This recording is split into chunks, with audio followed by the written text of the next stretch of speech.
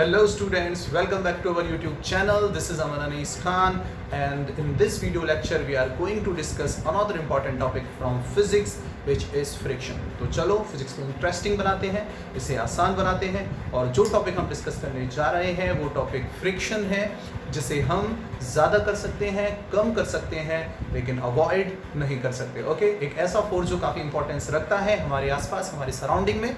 आज इसके बारे में हम सीखेंगे, तो इस वीडियो लेक्चर में बने रहो। हम बहुत इंटरेस्टिंग तरीके से वन बाय वन फ्रिक्शन के कॉन्सेप्ट्स डिस्कस करेंगे और चीज़ों को इंपॉर्टेंट और इंटरेस्टिंग तरीके से हम यहाँ सीखेंगे। ओके, सो हम आज की क्लास में एक और इनिशिएटिव ले रहे हैं। जैसे कि कई स्टूडेंट्स जो हिंदी मीडियम से रिलेट करते हैं वो बोल रहे थे कि सर थोड़ा बहुत हिंदी में भी एक्सप्लेन कर दिया करो, तो हम थोड़ा बहुत यहाँ पे हिंदी में भी एक्सप्लेन करने की कोशिश करेंगे। टॉपिक को साथ में इंग्लिश में हम लेके चलेंगे इसे, और फिर थोड़ा बहुत हिंदी में भी एक्सप्लेन कर देंगे, क्योंकि आई थिंक हिंदी मीडियम के जो स्टूडेंट्स होते हैं वो इंग्लिश मीडियम में जो है ईजीली सर्वाइव कर सकते हैं, समझ सकते हैं चीज़ों को, लेकिन जो इंग्लिश मीडियम के स्टूडेंट्स उनको हिंदी थोड़ी सी भारी लैंग्वेज हो जाती है, ठीक है ना। पर कोई बात नहीं, हम साथ में लेके चलेंगे दोनों चीज़ों को और चीज़ें अच्छे से समझ में आ जाएंगी। तो हिंदी मीडियम वाले जो स्टूडेंट्स हैं उनको भी थोड़ा आसान लगेगा चीज़ों को समझना। तो स्टार्ट करते हैं। तो टॉपिक है फ्रिक्शन। तो फ्रिक्शन हम सब जानते हैं, अगर हम हिंदी में बात करें तो इस फोर्स को हम बोलते हैं,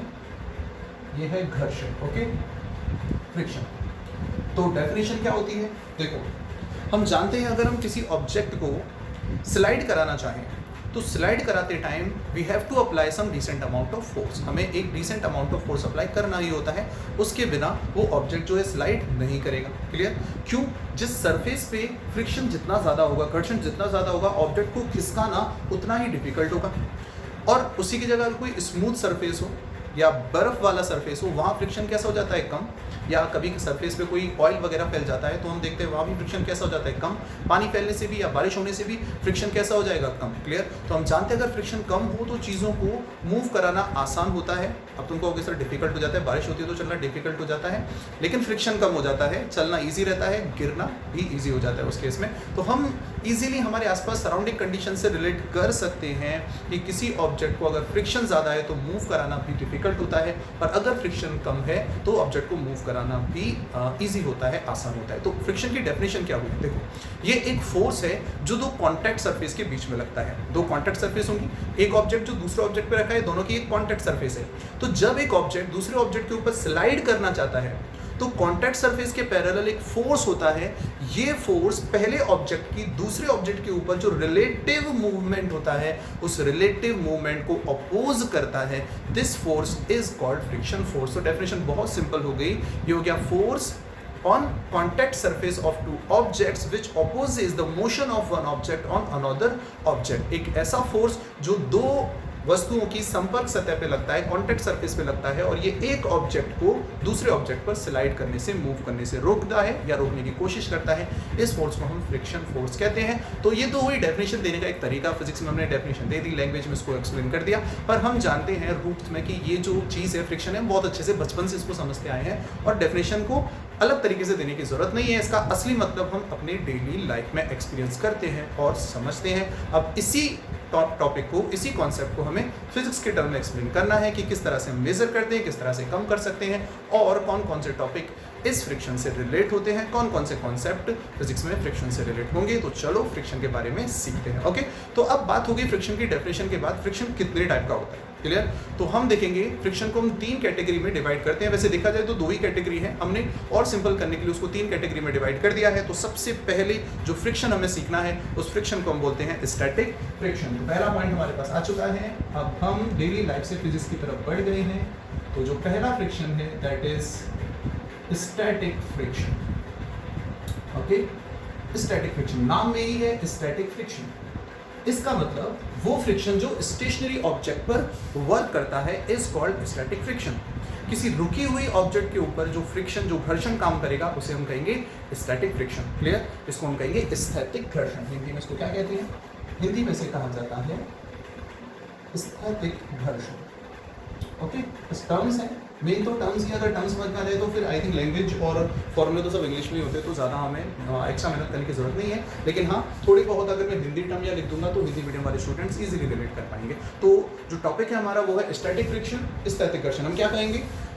जब तक कोई ऑब्जेक्ट रुका हुआ है, मूव करना स्टार्ट नहीं किया है उसने, उस टाइम पे, उस कंडीशन पे जो फोर्स वर्क करता है, उस फोर्स को हम कहते हैं स्टैटिक फ्रिक्शन, और इसे हम कहेंगे स्टैटिक घर्षण। काफी इंटरेस्टिंग है ये, जिसने ये समझ लिया बाकी तो आसान है, ठीक है ना। सबसे इंपॉर्टेंट यही है, और इसका कॉन्सेप्ट मतलब दिमाग में जो रीजनिंग वाला टॉपिक है उसकी एक जो तार है वो बेटर वर्क करने लग जाना। हमने कुछ दिमाग में जो फंक्शंस हैं तो वो अच्छे से वर्क करने लग जाएंगे। इसको समझना थोड़ा सा लॉजिकल है और हम इसको कंटिन्यू करेंगे, ठीक है। देखो किस तरह से कंटिन्यू करते हैं हम।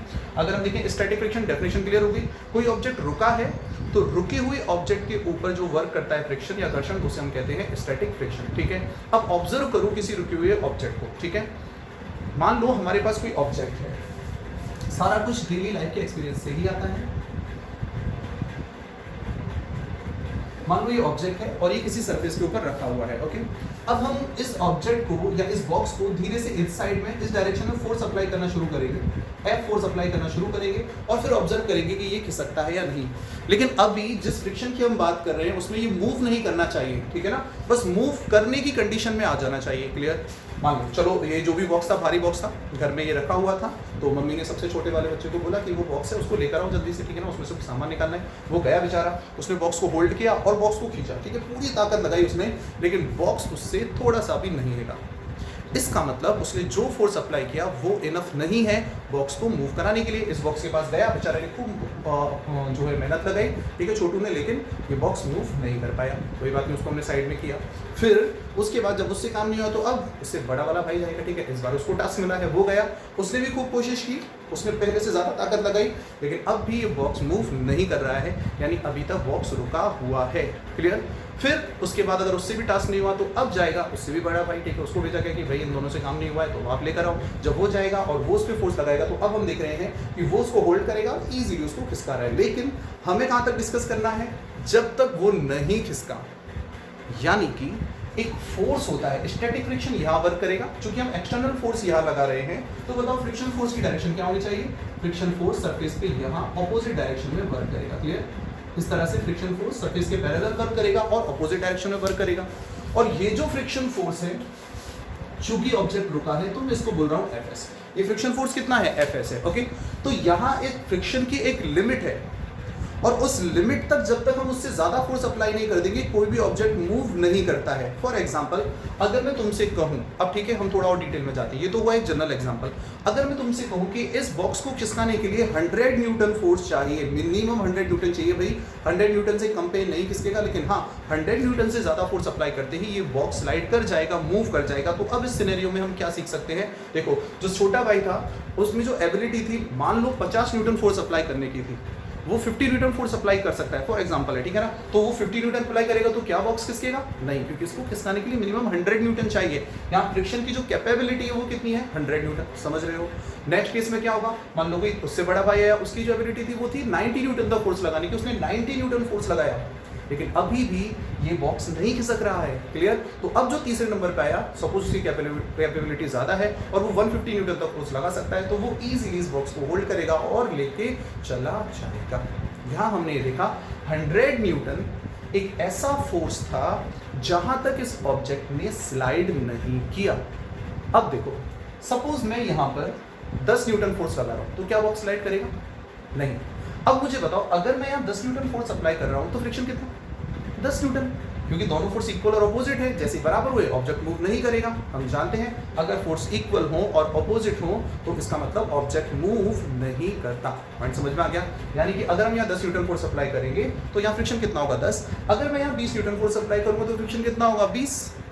अब मान लो मैंने और थोड़ा सा फोर्स लगाया, मैंने 30 न्यूटन फोर्स अप्लाई किया, तो ऑब्जेक्ट अब बताओ कितना, 30। मान लो मैं यहाँ पे 60 न्यूटन फोर्स लगा रहा हूँ तो यहाँ फ्रिक्शन कितना हो जाएगा, 60। तो तुम देख रहे हो ये जो फ्रिक्शन है जिसे हम स्टैटिक फ्रिक्शन बोल रहे हैं, क्योंकि ऑब्जेक्ट अभी तक रुका है, ये फ्रिक्शन एक्सटर्नल फोर्स के ऊपर डिपेंड कर रहा है। जैसे जैसे एक्सटर्नल फोर्स बढ़ रहा है वैसे वैसे फ्रिक्शन बढ़ रहा है, लेकिन कब तक बढ़ सकता है, अगर मैं यहाँ 100 न्यूटन फोर्स लगाऊं तो फ्रिक्शन भी कितना, 100 न्यूटन। लेकिन जैसे ही मैं 100 से ज्यादा फोर्स लगाऊंगा, 110, 101 न्यूटन, तो उसके बाद अब ये बोलेगा कि भाई अब मैं नहीं रोक सकता, अब ले जा रहे तो ले जाओ बॉक्स को। फ्रिक्शन की कैपेबिलिटी कितनी थी, हमने क्या देखा, स्टैटिक फ्रिक्शन की वैल्यू 0 से लेकर एक वैल्यू तक, एक सर्टेन वैल्यू तक बढ़ती है। यानी स्टैटिक फ्रिक्शन की दुनिया में एक मैक्सिमम वैल्यू होती है फोर्स की, फ्रिक्शन फोर्स की, जहां तक वो अपोज करने की कैपेबिलिटी रखता है, इस मैक्सिमम वैल्यू को हम बोलते हैं लिमिटिंग फ्रिक्शन। ये बहुत इंपॉर्टेंट टर्म है यहाँ पर। तो अभी जो टर्म मैं डिफाइन कर रहा हूं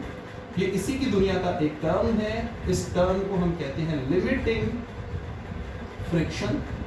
हिंदी में से कहा जाता है सीमान घर्षण। ओके, सीमान घर्षण या लिमिटिंग फ्रिक्शन। अब लिमिटिंग फ्रिक्शन की कंडीशन में क्या होता है, देखो लिमिटिंग फ्रिक्शन में क्या कहूंगा, स्टैटिक फ्रिक्शन की मैक्सिमम वैल्यू है ये सीमान घर्षण जो है वो स्टैटिक घर्षण का अधिकतम मान है। It is the maximum value of static friction. ठीक है, यानी अगर हमारे पास लिमिटिंग फ्रिक्शन है तो हमें आइडिया लग जाएगा कि किसी ऑब्जेक्ट को मूव कराने के लिए कितना फोर्स मिनिमम रिक्वायर्ड है, यानी उससे कम अमाउंट ऑफ फोर्स पे वो ऑब्जेक्ट स्लाइड नहीं करेगा। ओके, सो ये इन दोनों की स्टोरी है। यानी लिमिटिंग फ्रिक्शन भी एक तरीके से देखा जाए स्टैटिक फ्रिक्शन है, पर ये और इंपॉर्टेंट टर्म हो गई क्योंकि limiting friction is the maximum value of static friction. Static friction 0 से लेकर लिमिटिंग फ्रिक्शन तक कहीं भी हो सकता है। अगर कहूं लिमिटिंग फ्रिक्शन 100 है तो स्टैटिक फ्रिक्शन तो 0 से 100 कुछ भी हो सकता है।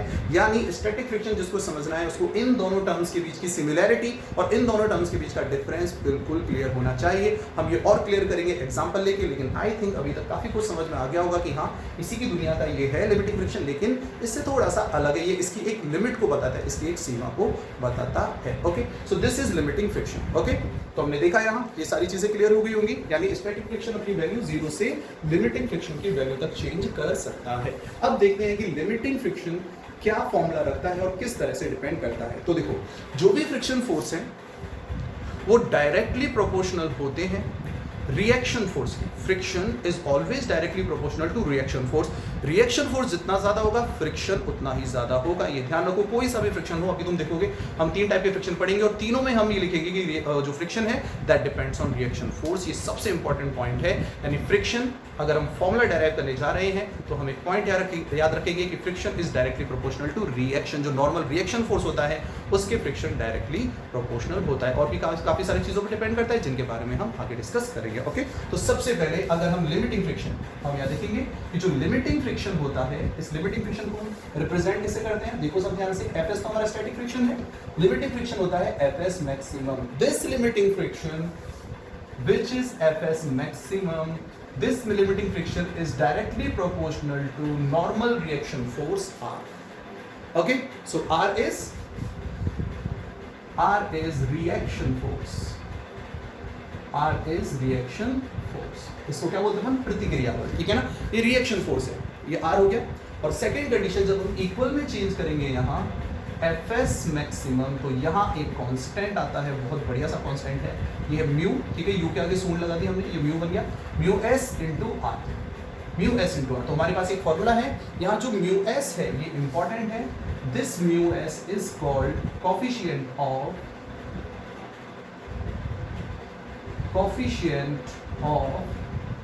Static friction. Coefficient of static friction, ये प्रोपोर्शनलिटी कांस्टेंट है। ठीक है, कोफिशिएंट ऑफ स्टैटिक फ्रिक्शन क्या बोलेंगे इसे हम, स्थैतिक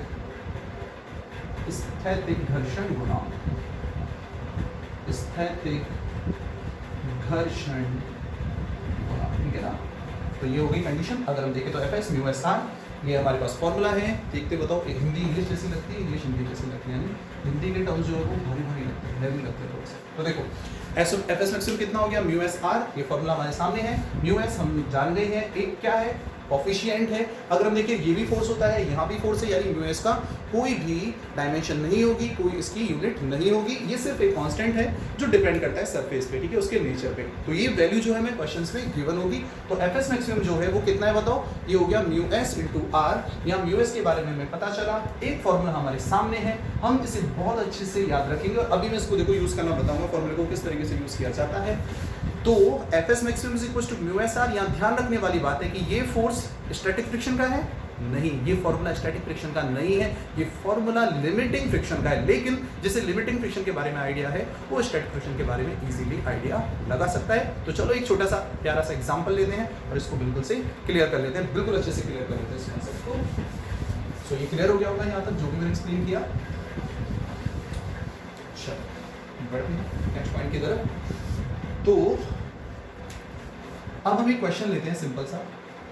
सपोज हमारे पास एक ऑब्जेक्ट है, और ऑब्जेक्ट का जो मास है वो हम ले लेते हैं कि ये जो है ऑब्जेक्ट ये है 10 किलोग्राम मास है इसका, ठीक है ना, 10 किलोग्राम, ओके। और यहाँ जिस सरफेस के ऊपर ये हमने रखा है, जिस सरफेस के ऊपर ये रखा है, इस सरफेस का जो फ्रिक्शन कोफिशिएंट है, चलो मैं वो ले लेता हूँ, वो है 0.5, ठीक है ना। ये जो कोफिशिएंट है म्यू एस, इसकी वैल्यू हमें गिवन है कि ये कितना है 0.5, ये फ्रिक्शन है, ठीक है। अब हमें यहाँ कैलकुलेट करना है कि फाइंड लिमिटिंग फ्रिक्शन। क्वेश्चन पूछा गया है find limiting friction. I think तुम बहुत आसानी से सॉल्व कर सकते हो इसको। फाइंड लिमिटिंग फ्रिक्शन यानी सीमांत घर्षण ज्ञात करो। वो भी गया होगा सॉल्व, बहुत आसान है, कुछ भी नहीं है क्वेश्चन में। देखो अगर हम देखें तो एफएस लिमिटिंग फ्रिक्शन निकालना है, सीमांत घर्षण निकालना है, फॉर्मूला हमारे सामने है। इसमें ये भी पूछ सकता था क्वेश्चन में, लैंग्वेज ये भी हो सकती थी कि वो फोर्स पता करो, वो मिनिमम फोर्स पता करो जो इस ऑब्जेक्ट को मूव कराने के लिए जरूरी है। इस ऑब्जेक्ट को मूव कराने के लिए मिनिमम कितना फोर्स चाहिए, ये भी पूछ सकता था। एक ही बात है, क्योंकि वही फोर्स लिमिटिंग फ्रिक्शन कहलाता है। नीचे बताओ कितना फोर्स लगेगा, सारी दुनिया जानती है कितना फोर्स लगेगा यहाँ mg।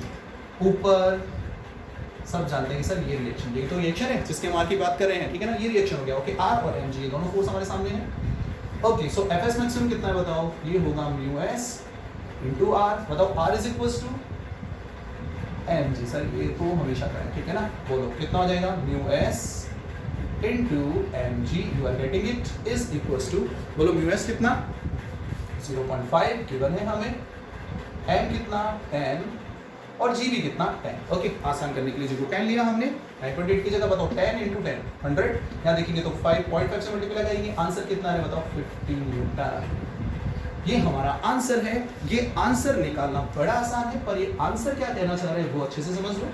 ये आंसर हमें ये बता रहा है कि if we want to move this object, हम चाहते हैं कि इस ऑब्जेक्ट को अपने साथ ले जाएं इधर, तो we have to apply a force which should be greater than 50 newton. हमें एक ऐसा फोर्स लगाना पड़ेगा जो 50 न्यूटन से ज़्यादा हो। अगर हम 50 न्यूटन से कम फोर्स अप्लाई करेंगे तो हम इस ऑब्जेक्ट को नहीं ले जा सकते, क्योंकि फिर हम स्टैटिक लिमिटिंग फ्रिक्शन जो है उसे हम कैंसिल नहीं कर पाएंगे। बोलो सिंपल तरीके से एक्सप्लेन हुआ। चलो एक और एग्जांपल लेते हैं और उस एग्जांपल में हम इसका मेन कॉन्सेप्ट सीख जाएंगे, बेस कॉन्सेप्ट हम यहाँ सीख जाएंगे। चलो अगला पॉइंट देखते हैं। देखो नेक्स्ट जो है एग्जांपल, एक और एग्जांपल लेते हैं। सपोज एक और बॉक्स है हमारे पास, यहाँ बॉक्स ही बॉक्स है, भरे पड़े, ठीक है ना, कितनी बॉक्स ले सकते हैं। एक बॉक्स और है, और ये जो बॉक्स है इसका जो वेट है, सपोज मैं मान लेता हूँ ये 15 kg है। जिस सरफेस के ऊपर ये रखा हुआ है, यहाँ मैं फ्रिक्शन कोएफिशिएंट अगेन ले रहा हूँ 0.5, ओके। अगर इस ऑब्जेक्ट को यहाँ मैंने एक फोर्स अप्लाई किया है, एक्सटर्नल फोर्सेस देयर, और ये जो एक्सटर्नल फोर्स है ये क्वेश्चन में गिवन है, ये हमारे पास है 50 न्यूटन, क्लियर। 50 न्यूटन का एक फोर्स हॉरिजॉन्टली अप्लाई किया गया है इसके ऊपर, और हमसे पूछा गया है फाइंड आउट फ्रिक्शन फोर्स पता करो, घर्षण बल पता करो, क्या होगा क्या नहीं होगा। पॉज करो वीडियो को और सॉल्व करो क्वेश्चन को। ओके तो चलो डिस्कस करते हैं क्या आंसर होगा। देखो एफएस मैक्सिमम कैलकुलेट करें। एफएस मैक्सिमम कितना होगा बताओ, म्यू एस इंटू आर, ये होगा mu S into M G. अब देखो ये जो एफएस मैक्सिमम है ये डिपेंड नहीं करता है एक्सटर्नल फोर्स पे, इसको कोई मतलब नहीं 50 लग रहा है 60 लग रहा है, ये तो फिक्स है, ठीक है। कैसे कैलकुलेट करेंगे बताओ, म्यू एस कितना 0.5, एम कितना 15 और जी कितना है बोलो 10। You are getting it. Mu S 0.5, M है 15 और जी है 10, तो हम इसको मल्टीप्लाई करेंगे तो बताओ कितना आ गया टोटल, ये आ गया 75 न्यूटन। तो 75 न्यूटन जो अभी हमें मिला है, इससे बात करूं क्या बता रहा है ये, हमने पूछा भाई क्या बता रहा है 75 न्यूटन, ये बोल रहा है कि मैं लिमिटिंग फ्रिक्शन हूं, अगर इस ऑब्जेक्ट को लेके जाना है तो कितना फोर्स लगाना होगा, इससे ज्यादा लगाना होगा, यानी 75 से ज्यादा फोर्स लगाना होगा, इसने बात बता दी। ओके अब हमने इस ऑब्जेक्ट को ले जाने के लिए जो एफर्ट है, जो एक्सटर्नल फोर्स यहाँ गिवन है, बताओ वो कितना है 50 न्यूटन। क्या ये इनफ है, बिल्कुल भी इनफ नहीं है। क्वेश्चन में क्या पूछा, फ्रिक्शन पूछा, घर्षण पूछा, क्वेश्चन में लिमिटिंग फ्रिक्शन नहीं पूछा है। यहाँ लैंग्वेज में बच्चों को फंसाया जाता है। आज समझ में आई, हमें जल्दी से एफएस मैक्सिमम निकालते हैं। 75 न्यूटन यहाँ निकला, ऑप्शन ए 75 होता है, जल्दी से देखा ऑप्शन ए, आगे तो मतलब ही नहीं क्योंकि ऑप्शन ए 75 मैच कर गया, आगे बढ़ गए और क्वेश्चन हो गया गलत। यहाँ लैंग्वेज में फंसाया जाता है। क्वेश्चन में ध्यान से देखना है, स्टैटिक फ्रिक्शन के क्वेश्चन में तुमसे लिमिटिंग फ्रिक्शन पूछा गया है या सिर्फ फ्रिक्शन पूछा गया है। तो अब चूंकि यहाँ इसमें जो कैपेबिलिटी है वो तो 75 न्यूटन की है, पर बाहर कितना लग रहा है 50, तो बताओ यहाँ कितना फ्रिक्शन होगा, फ्रिक्शन उतना जितनी जरूरत, लेजी फ्रिक्शन है ये, इसको हम लेजी फ्रिक्शन बोलते हैं, ठीक है ना, ये लेजी फ्रिक्शन है। लॉकडाउन में आजकल सभी लेजी हो रहे हैं, ठीक है ना, तो ये लेजी फ्रिक्शन है। क्यों लेजी है? क्योंकि जितनी जरूरत है उतना ही है, ये एक्स्ट्रा कुछ भी नहीं करेगा। अगर यहाँ हमने 50 लगाया, ये 50 हो गया। अगर मैं यहाँ 60 लिखता तो आंसर कितना होता? 60 न्यूटन। अगर मैं यहाँ 80 लिखता, 80 तो फिर चलो ज़्यादा हो गया। अगर मैं यहाँ 65 लिखता तो फिर यहाँ भी कितना होता? 65 हो जाता। आई थिंक पॉइंट समझ में आ रहा होगा। ये लेजी फ्रिक्शन है, जितना एक्सटर्नल उतना ये, क्योंकि इसको ऑब्जेक्ट को रोके रखना है। तो बताओ आंसर कितना होगा? 75 या 50? देखो आंसर लॉजिकली दिया जा रहा है, सॉल्व तो हम यहीं तक कर सकते हैं, लॉजिकली आंसर दे रहे हैं कि आंसर यहाँ होगा 50 न्यूटन। ये बात समझना बहुत ज़रूरी है। लॉजिकली मैंने कहा था कि अगर हम इस फ्रिक्शन को सीखेंगे तो हमारे दिमाग के कुछ तार ओपन होंगे, ठीक है, रीजनिंग वाले। पर हमने यहाँ सीखा, थोड़ा लॉजिक डेवलप किया अपने अंदर कि आंसर सिर्फ मैथमेटिकली ही नहीं निकलता है, लॉजिकली भी निकलता है। यहाँ आंसर होगा 50 न्यूटन। तो हमें फ्रिक्शन फोर्स चाहिए था, क्योंकि हम कहेंगे यहाँ, हम क्या लिखेंगे, देखो इसको किस तरह से लिख सकता हूँ मैं, अगर एक्सप्लेन करना तो हम लिखेंगे यहाँ जो एफ एक्सटर्नल है, ये एफ एक्सटर्नल किससे कम है बताओ? एफ एस मैक्सिमम से। तो ऑब्जेक्ट मूव नहीं करेगा। अगर ऑब्जेक्ट मूव नहीं करेगा तो बताओ, सो इन दिस कंडीशन, अब इस केस में क्या होगा बताओ? तो हम कह सकते हैं सो फ्रिक्शन एफ एस, सिर्फ एफ एस, स्टैटिक फ्रिक्शन कितना होगा बताओ? 50 न्यूटन। जितनी जरूरत उतना न्यूटन आंसर होगा हमारा। आई थिंक एक बहुत इंपॉर्टेंट कॉन्सेप्ट तुमने सीखा यहाँ। अभी हम काइनेटिक फ्रिक्शन पढ़ेंगे, फिर हम रोलिंग फ्रिक्शन पढ़ेंगे, पर फिर मैं कह रहा हूँ दोबारा से, static friction is the most important topic in the world of friction. Okay, so ये हमने सिंपल एग्जांपल से क्लियर किया। आगे और भी अच्छे अच्छे एग्जांपल आएंगे, न्यूमेरिकल्स हम डिस्कस करेंगे। तो आगे बढ़ते हैं सेकंड फ्रिक्शन को, सेकंड फ्रिक्शन की तरफ। और अब जो फ्रिक्शन है वो होगा हमारा काइनेटिक फ्रिक्शन, यानी ये वो फ्रिक्शन है जब ऑब्जेक्ट मूव करता है तो उस ऑब्जेक्ट के ऊपर वर्क करता है। तो अब वही क्वेश्चन दिमाग में आ रहा है कि सर आप बात कर रहे हो कि 75 न्यूटन है, 75 न्यूटन इज लिमिटिंग फ्रिक्शन। क्या हो अगर हम इससे ज़्यादा फोर्स लगा दें? क्या हो अगर हम 80 न्यूटन फोर्स लगा दें? तो बड़ा आसान है, अगर हम 80 न्यूटन फोर्स लगाएंगे तो फिर बात चली जाएगी स्टैटिक फ्रिक्शन की दुनिया से हट के काइनेटिक फ्रिक्शन की दुनिया में। तो चलो समझते हैं काइनेटिक फ्रिक्शन की दुनिया को। Okay, so moving to the next topic, and you know the next topic is kinetic friction, जिसे हम बोलते हैं हिंदी में गतिज घर्षण।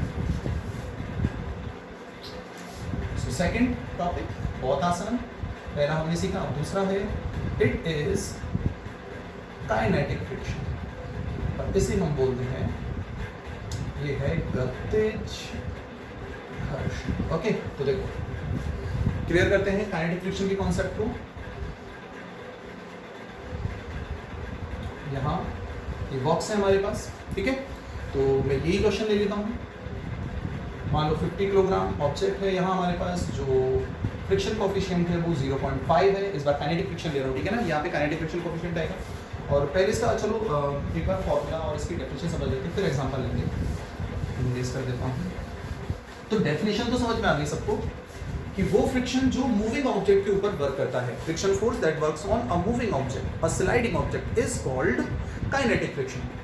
ठीक है, गतिज घर्षण वो है जो गतिशील वस्तु पे लगता है। पॉइंट ये है कि देखो ये दो तरह का होगा, एक होगा स्लाइडिंग और एक होगा रोलिंग। फिलहाल हम लिखा हमने काइनेटिक है, पर हम डिस्कस करें स्लाइडिंग को, इसकी स्लाइडिंग वाली कंडीशन को हम डिस्कस करें, यानी सर्पी वाली कंडीशन को डिस्कस कर रहे हैं जब कोई ऑब्जेक्ट स्लाइड होगा। और इसके सेकंड पोर्शन में जिसको हमने थर्ड फ्रिक्शन बना दिया है, वहां ऑब्जेक्ट क्या करेगा? रोल करेगा। ठीक है, तो फिलहाल बेसिकली हम काइनेटिक तो डिस्कस कर रहे हैं, लेकिन दिमाग में क्या रखना है? दिमाग में रखना है ये स्लाइडिंग के बारे में बात हो रही है, यानी ये सर्पी के बारे में बात हो रही है। स्लाइडिंग यानी ऑब्जेक्ट स्लाइड करेगा, ऑब्जेक्ट जो है वो रोल नेक्स्ट पॉइंट पर हम कराएंगे। ठीक है ना, अभी ऑब्जेक्ट स्लाइड कर रहा है। ठीक है, अब देखो ये सर्पी वाला वर्ड पहली बार आया है, स्लाइडिंग हिंदी है, ऐसे समझो स्लाइडिंग ही हिंदी, हम स्लाइड ज़्यादा समझते हैं, सर्पी बहुत कम लोग समझते हैं। ओके, लेकिन फिर भी अगर लैंग्वेज में क्वेश्चन में आ जाए तो हम देख लेंगे स्लाइडिंग के बारे में बात हो रही है। यहाँ पर ये जो फ्रिक्शन है इसको हम लिखते हैं एफ के। इसको किससे लिखते हैं? इसको रिप्रेजेंट किया जाता है एफ के, जैसे पिछला वाला एफ एस था, ये एफ के है। और एफ के में कुछ लिमिटिंग नहीं है। यहाँ हम देखें तो ये भी किसके प्रोपोर्शनल होता है? It is also proportional to reaction force R. ये भी प्रतिक्रिया बल आर के समानुपाती है। जब हम इक्वल में चेंज करेंगे तो एफ के इज इक्वल टू कितना आ जाएगा बताओ? ये आएगा म्यू के इंटू आर। तो हमारे पास मिलता जुलता फॉर्मूला है, बस एस की जगह के लगा दिया गया है। और तुम सब जानते हो म्यू के क्या है? म्यू के है coefficient of kinetic friction।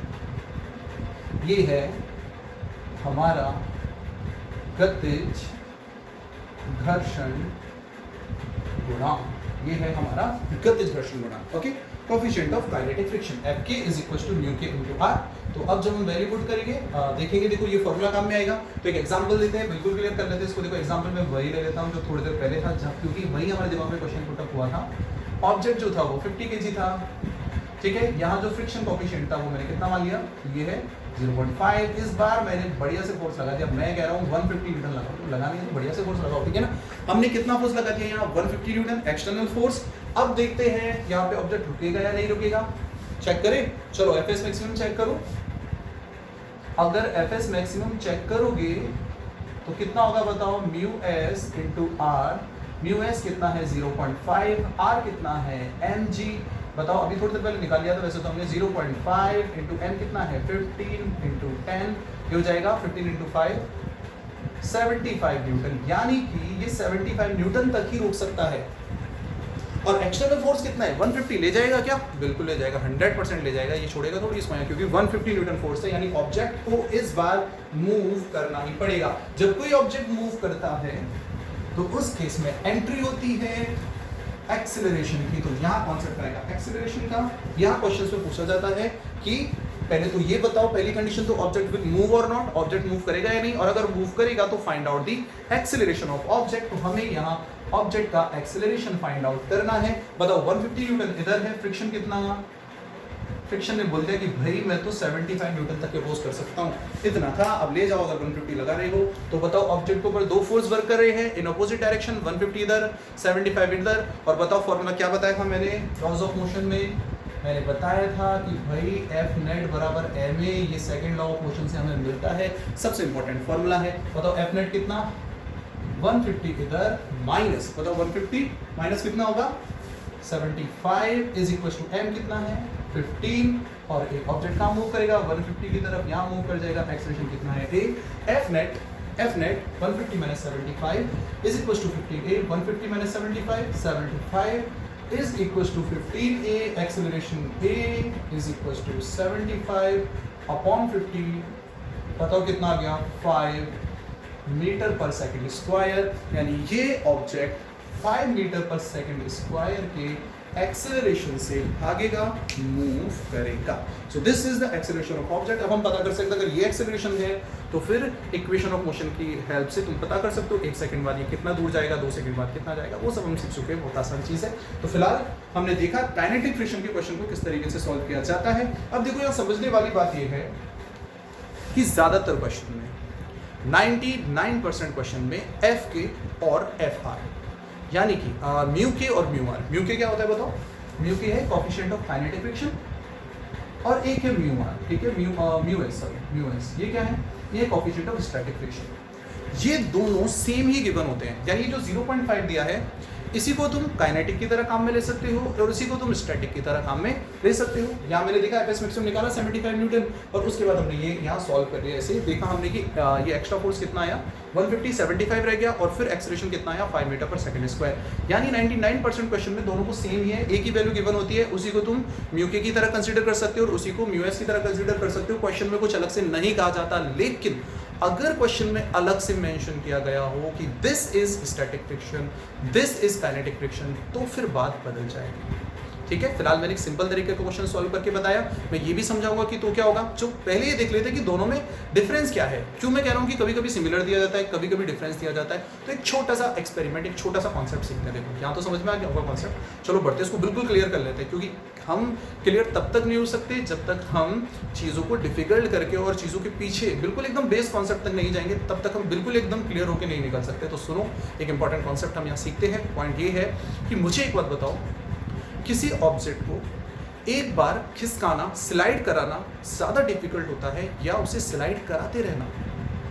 Question ये है, विच इज़ मोर डिफिकल्ट? कहाँ हमें ज़्यादा अमाउंट ऑफ फोर्स अप्लाई करना पड़ेगा to slide an object, to move an object, और to keep that object in motion?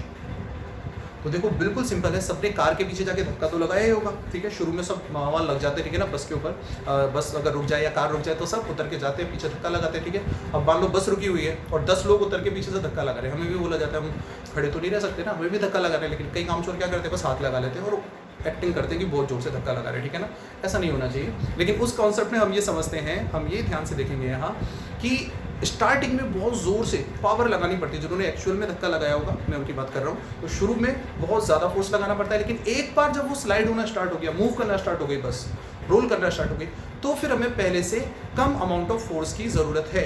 ठीक इसी तरह से जब घर में तुम काम करोगे, दिवाली की सफाई में, ईद की सफाई में, तो उस कंडीशन में अगर हमें किसी बॉक्स को खिसकाना है, जनरली हमें यही काम किया जाता है कि अरे भाई इसको इधर से इधर खिसका दे, यहाँ सफाई करनी है। तो जब हम उसको मूव कराएंगे तो तुम ये एक्सपीरियंस करोगे कि उसे एक बार स्लाइड कराने में ज़्यादा मेहनत लगेगी बजाय उसको स्लाइड कराते रहने की। अगर एक बार स्लाइड करना शुरू हो गया, अब उतने फोर्स की ज़रूरत नहीं है। तो असली स्टेटमेंट ये है, the force which is required to move an object is always greater than the force which is required to keep that object in motion.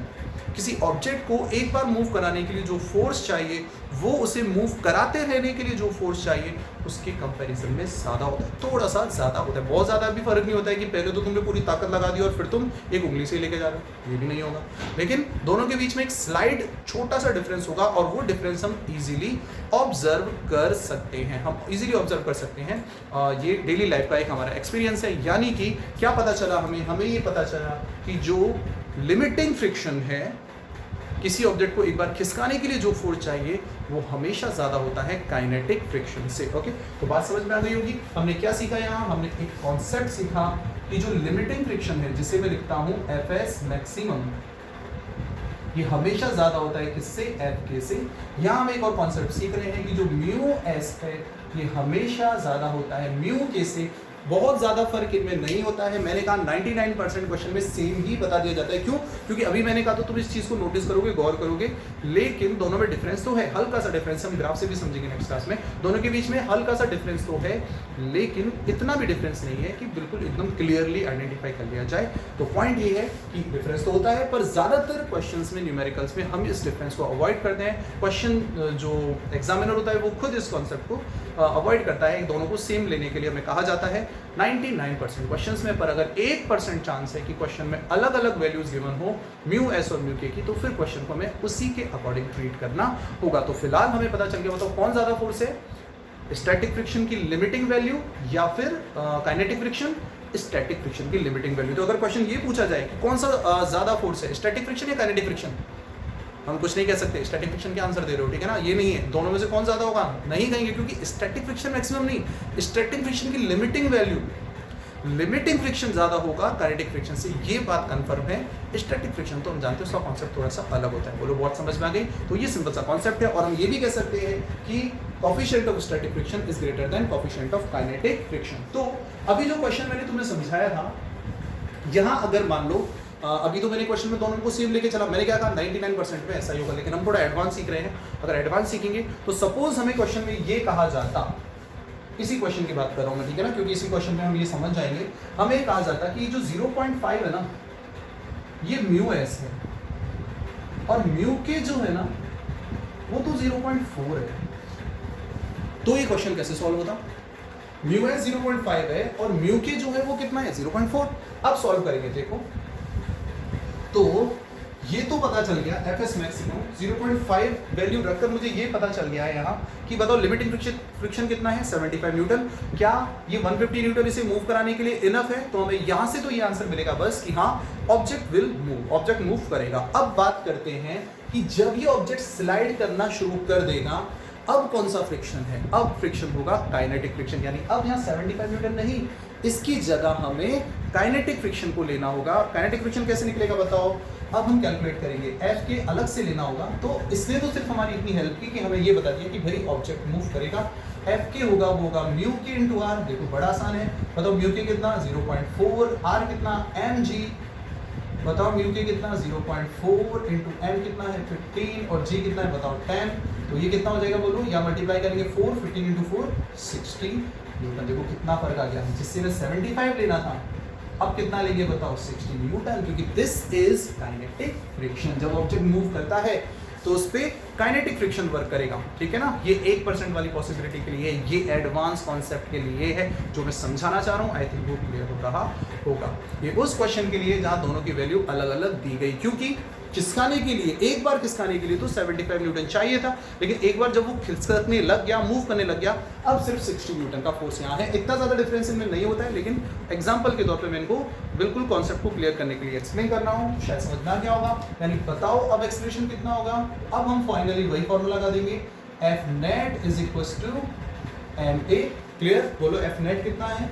F net होगा 150 minus 60 is equal to 15 into a. यहाँ से बताओ 150 minus 60 करेंगे 19 is equal to 15 ए। यह आ गया हमारे पास, simple है, देखेंगे ठीक है ना। और बताओ एक्सप्रेशन कितना आ गया, 19/50। ओके, बताओ क्या आंसर आ जाएगा। यहाँ हम इसको सॉल्व कर सकते हैं, तो यहाँ सॉल्व करो इसको, तो आंसर बिल्कुल इजी है। आंसर हमारे पास आ रहा है, बोलो कितना है, 6 मीटर पर सेकंड स्क्वायर। बिल्कुल इजी, तो बिल्कुल आसानी से हमने यहाँ आंसर निकाला है। आंसर आ गया 6 मीटर पर सेकंड स्क्वायर। सो ये हमारा आंसर होगा। पिछली बार कितना रहा था आंसर, हमने देखा था आई थिंक 5 आ रहा था। इस बार हमारे पास आंसर आया 6 मीटर पर सेकंड स्क्वायर। तो शायद कॉन्सेप्ट बिल्कुल समझ में आ गया कि अगर दोनों सेम दे रखे हैं तो कैसे ट्रीट करना है, और अगर दोनों अलग दे रखे हैं म्यू एस और म्यू के, तो क्वेश्चन को कैसे ट्रीट करना है। So this is all about today's video lecture. आज के वीडियो लेक्चर में हमने फ्रिक्शन से रिलेटेड कुछ बहुत इंपॉर्टेंट कॉन्सेप्ट को सीखा। हमने स्टैटिक फ्रिक्शन, उसकी लिमिटिंग वैल्यू, हमने काइनेटिक फ्रिक्शन, दोनों को रिलेट किया। हमने ये देखा कि काइनेटिक फ्रिक्शन के क्वेश्चंस को अलग अलग तरीकों से किस तरीके से हम डील करेंगे। तो बेसिक है, फिजिक्स है, it's all about learning concepts. हमें कॉन्सेप्ट सीखने हैं, जैसे जैसे कॉन्सेप्ट बिल्डअप होते जाएंगे सब्जेक्ट इंटरेस्टिंग लगने लगेगी। Okay, so I think hope ये वीडियो लेक्चर बिल्कुल एकदम अच्छे से समझ में आया होगा। तो इन वीडियो को लाइक करना है, शेयर करना है, सब्सक्राइब करना है अपने दोस्तों के साथ, जितना हो सके अपने फ्रेंड्स के साथ जो साथ में पढ़ रहे हैं इन क्लासेस में। और बाकी see you in next class. Till then take care, good bye.